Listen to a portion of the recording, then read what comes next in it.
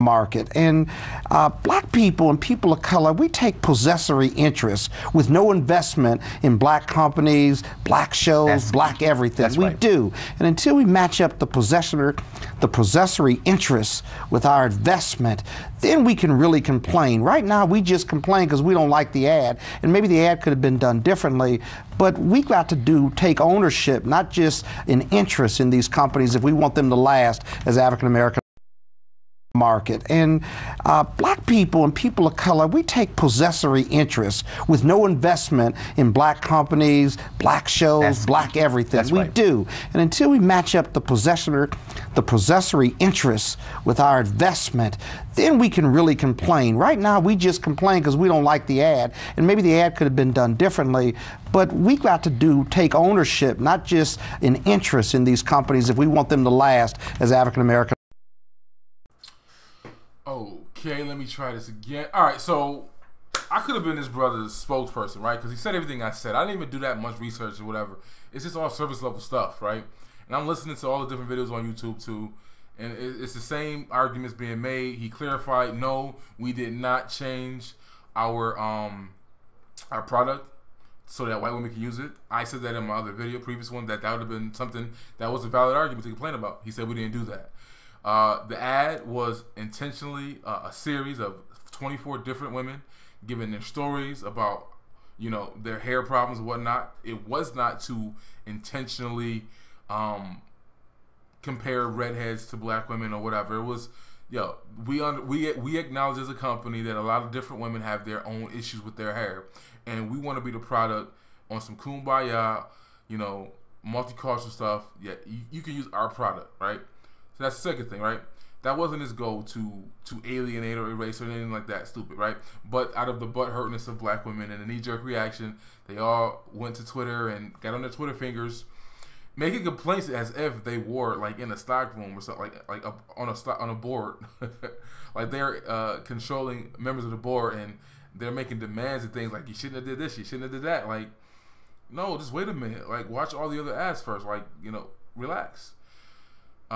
And as the brother said, you can't, he didn't elaborate, but the point that I made, you can't run a company at this level on a base of people that are that damn emotional, right? Like, he said 27 years, we made one mistake, and, you know, y'all gonna go off like that, like, off of one Facebook ad without doing research? Like, people telling me, like, you know, it doesn't work like this, it doesn't work like that. He has control over this and control over that, but, you know, do your research. I'm like, well, y'all need to do your research instead of having a knee-jerk reaction. Instead of, you know, and that's the point that Noma Langa made, was, you know, we don't do our research. We have this knee-jerk reaction to go boycott or black-owned stuff, right? Again, my major point, this is another black man getting boycotted by black women. And it really, honestly, when you look at the situation, its totality is over nothing, because the commercial was one ad out of 24 different ones.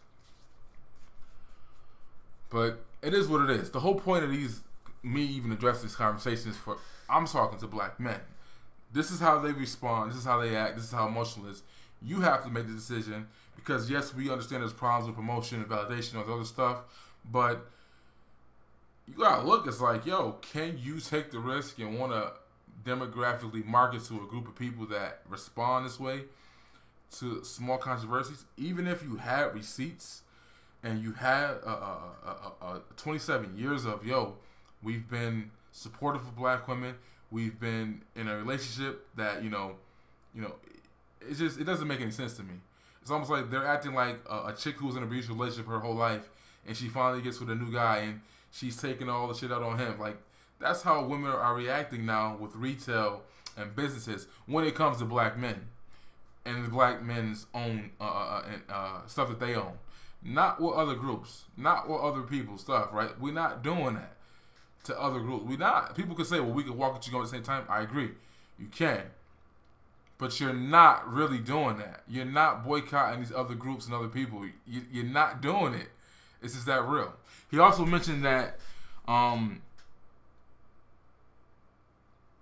you know, he has receipts. In order, because somebody said something about, well, you know, because I pointed out how he was a $200 million company, but you know, the acquisition that happened with Bain Capital helped them grow to a $750 million. They're trying to become a billion dollar company, and you know, they can't do that with a small market, a small demographic, and without the extra capital they got from Bain. And someone says, well, why can't we just be a $200 million company? Like, who thinks like that? When you look at, like, that's that socialistic mindset of, you know, just people think people are greedy when they don't account for marketing, competition. He even said in the interview, like, he was just watching the green room, watching, you know, Pantene do commercials and other groups do commercials. He even said, like, the competition that a lot of black people talking about running to, because he said, we are number one, we are the company, we are it. If we go, there will be no black hair care companies out left. The smaller ones who do exist, they only exist because he gave them a foot at the door. When they couldn't get their products placed on shelves, he helped them do that. So it's like, But again, the knee-jerk reaction to me is like, it's interesting. This is definitely a lesson to learn from. And when you even see, like, I'm saying, not even just this situation, just watching how we respond to things, whether it was from people upset about Chrisette Michele and all the people who were, you know, meeting with Trump or performing and stuff like that, or for 27 years. There you go. Rich Lou, first of all, last question for you. What's next? Well, so where do you go from here? Yeah, I mean, I think where we go from here is, I think that we have to continue to let black women know that we stand for them.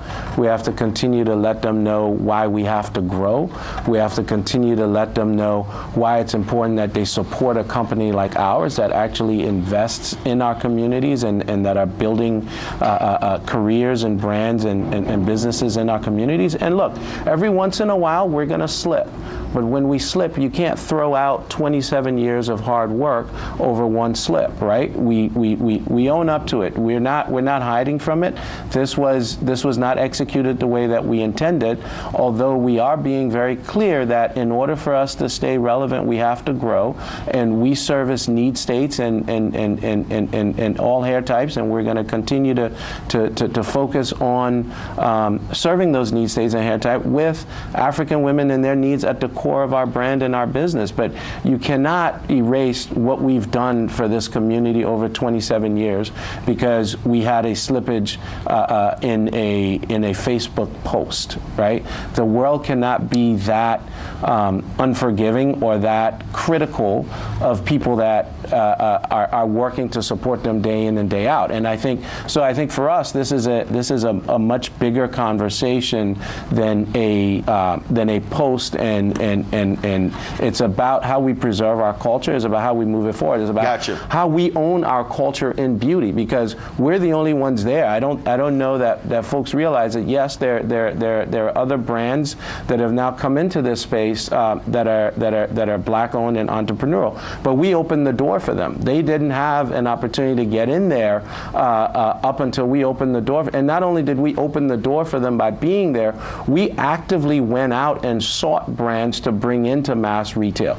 We took our money and gave it to companies that couldn't afford to get on shelf to help them get on shelf. So this is, you cannot just say, hey, these guys put an ad out, so yeah, you got me. And that's what I'm going to do. I'm going to go out and tell